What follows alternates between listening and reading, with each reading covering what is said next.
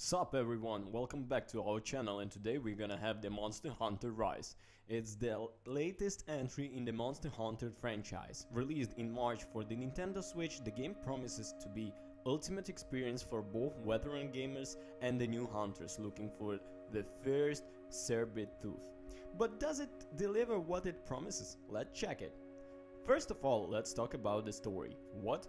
Do you have story in Monster Hunter? Yeah, young Padawan. Oddly enough, Monster Hunter has history. And the story of this game is to be the only skilled young monster hunter in the Kamura village. Kamura village is a peaceful place with numerous extremely unique and striking characters. Each of them has its own personality, even NPC that we usually ignore, like blacksmith and the merchant just waiting to see the services. However, the village live in the fear of phenomenon called frenzy, in which multiple monsters attack at the same time. It's a phenomenon that happens from time to time. The last time, 50 years before current history, it nearly wiped out the entire village. Signs point to the return of the phenomenon, and it's where you, new hunter or hunters, step into the adventure. And then the first cool thing about the game begins. The customization is almost infinite. Have fun creating your character exactly the way you want, from ear design to voice. From quest to scavenge and collect materials to slay the even growing monsters, Monster Hunter Rise slowly introduced the world of Monster Hunter to those who have never played it, while also allowing the veterans to travel the story as quickly as possible to go, play online and hunt increasingly difficult monsters. Despite the story, the game basically consists of same formula as always. Do specific numbers of quests of a certain level to unlock an urgent quest, which unlocks more difficult quests and so on, until you reach the limit. Go back to the village, accept the quest, eat dungeons, hunt monsters, go back to the village, accept the quest, eat dungeons, hunt monsters, and this cycle goes. Anyway, you got the general idea. But as repetitive it sounds, as each monster has unique characteristics. The hunt itself is quite varied, and all of the new elements in the game make immersion a lot easier. I'll get to that in a moment.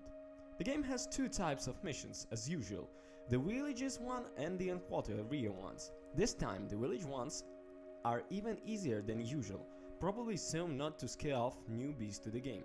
For veterans, the Gathering area missions offer legitimate difficulty, especially when playing in a multiplayer.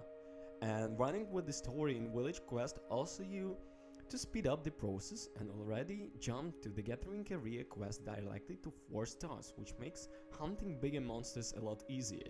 Collecting materials to improve your weapons and armor is even easier with armor spheres and other materials, so they don't rely on monsters being given away as rewards of infinite replayable optional quests.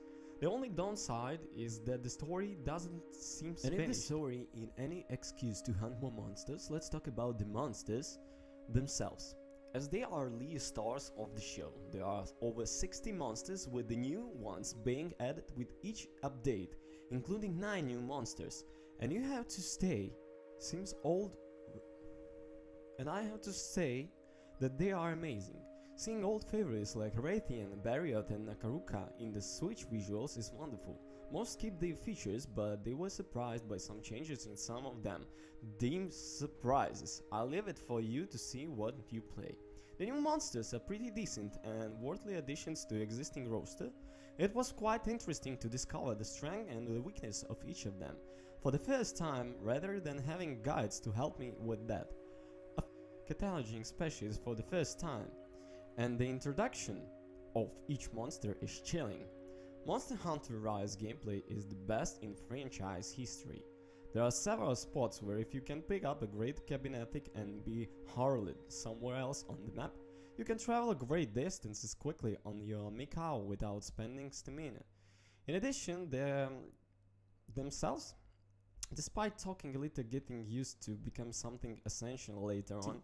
So returning to the Monster Hunter Rise, even from a distance, the scenarios are wonderful. When we wrote about the demo, we commented that the maps looked empty, but they should be supplemented in the final version, and they did. And that's what we see. The amount of different background elements is incredible. I didn't experience any frame rate drops at any time. The game flowed perfectly without any stuttering during the entire time I played it offline. whenever docked on the portable mode without performance differences. The game sounds also wonderful. Each monster sounds different and realistic. Some roars are scary and the whole environment is alive. Playing with the headphones is fantastic, immersive experience. You forgot the world around you, so perfect is the sound. Several characters have voices too, in 3 language options: Japanese, English and the in-game. They all sound great. If you have to say, game defect is the translation.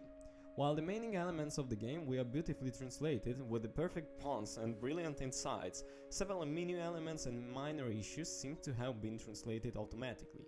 Reporting a completed mission has become alert, for example. It's something that can be fixed in the future updates, but other than that, the game is very good in Portuguese also, and in German. Including all the subtitles for the monsters into poems were also translated into poems, an excellent job in this part. More experienced hunters really want to know about online, and here I can say that the experience is just as good. I didn't have that much time to play online, but every opportunity match were found quickly, either with people on my list or the people I didn't know. The monster and many elements in the background, but it was much better than I expected to be. If only were 2 disconnections in dozens of matches, and I was able to get back into quickly through the lobby. The fact that we can take a friend, or Pelico, along us, instead of having to choose to go the main character or the Pelico, makes possibility to have strategies that can be created with your hunter friends even more diverse. Anyway, into the intro, I asked if Monster Hunter Rise delivered what I promised, and it did. The classical formula has been kept without enough additions to revamp and make it unique, making this a must-play game for everyone to try at least once. Verdict: Monster Hunter Rise delivers on its promise and its ultimate Monster Hunter experience, without enough new elements to see itself apart from any other game in the franchise. It must have for any action game fan.